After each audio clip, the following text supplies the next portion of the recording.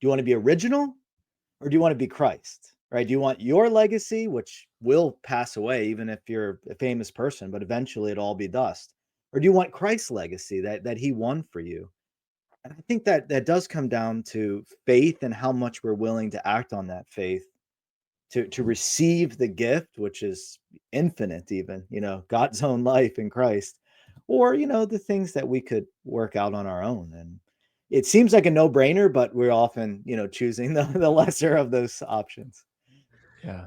I'm not going to be able to pull out the chapter and verse on this. I didn't prepare it, but your comments, Jamie, on social media just reminded me. One of the sayings at the very end, at least of the Benedict Award systematic collection on the first chapter of Perfection, I don't remember which father it was, but he's offering, just some practical advice, and it closes the section. And I was reading it, and it's like, man, this guy, he knew exactly what was coming in the 21st century. It was so prescient and so good. He says, and then I'm paraphrasing roughly, but if anybody says something controversial to you, don't debate him. If he speaks well, say yes. And if he speaks ill, say, I don't know anything about that.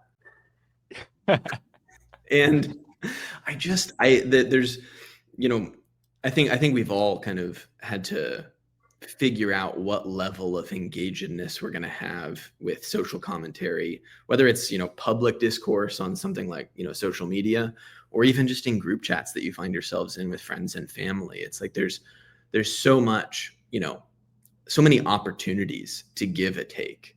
And fundamentally, the process of giving a take is the kind of hurriedness that we're avoiding, that Abba Antony is providing. It's like, in some sense, and even in my own life, it's just, I've thought, if I'm not really going to be able to change your mind, is point one, but further, if my commentary doesn't actually affect the situation at play, it's probably best to just not say it at all.